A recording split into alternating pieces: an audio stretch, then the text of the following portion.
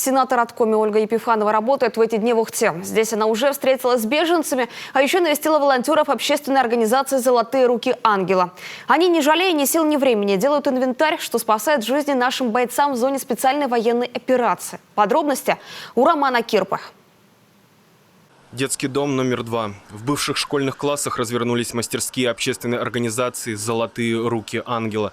Размах работы волонтеров, которые шьют тактические носилки, волокуши, многое другое, а еще плетут маскировочные сети, впечатляет. Это моя любимая волонтерская организация, я их просто обожаю. Они работают в каждом регионе и в нескольких городах в регионах. И в Ухте у нас просто потрясающий пример уже такой поточно-конвейерной серьезной работы, когда не одни носилки делаются, там не одна сеть делается, не одна кикимора, а уже прям вот конкретное производство. Каждое такое изделие спасает жизнь. Это крайне важно. За каждым большим начинанием стоит зачинатель. Та самая серьезная работа не заладилась бы в сегодняшнем ее виде, если бы в конце июня минувшего года в Ухту не перебралась Виктория Деменчук.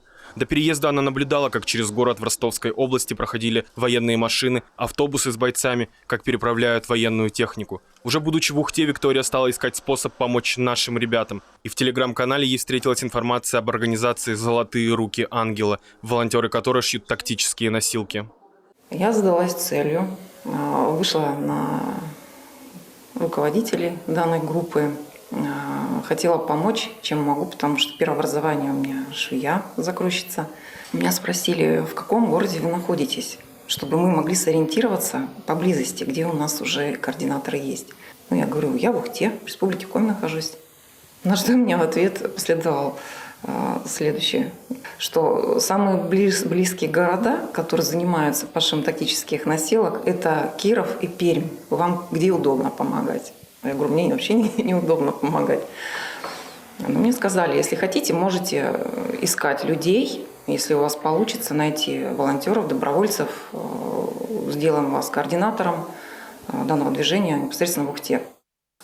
Так и случилось. Виктории удалось развернуть в помещениях, что ей предоставил Ухтинский детский дом номер 2, целую мануфактуру. Более 35 волонтеров-мастериц шьют жизнеспасительный инвентарь для наших бойцов. Кто-то выкраивает время для помощи в обед и после основной работы, а кто-то из женщин приходит в классы мастерские на весь день. В день бывает и по 2 сети, 3 на 2 делаем, изготавливаем. Поэтому все зависит уже от сноровки. Ну, от желания, от сноровки. И сейчас более светлые дни, поэтому мы приходим пораньше, уходим попозже. Но впереди дачный сезон. Многие рукодельницы отправятся работать на свои участки. Чтобы в этот период темп волонтеров, что делать жизненно необходимые для наших бойцов вещи, не спадал, здесь ищут рабочие руки. Присоединиться может любой человек. Для этого достаточно связаться с координатором движения общественной организации «Золотые руки ангела». Телефон на экране. Роман Кирпа, Павел Лагутин, телеканал Юрган, Ухта.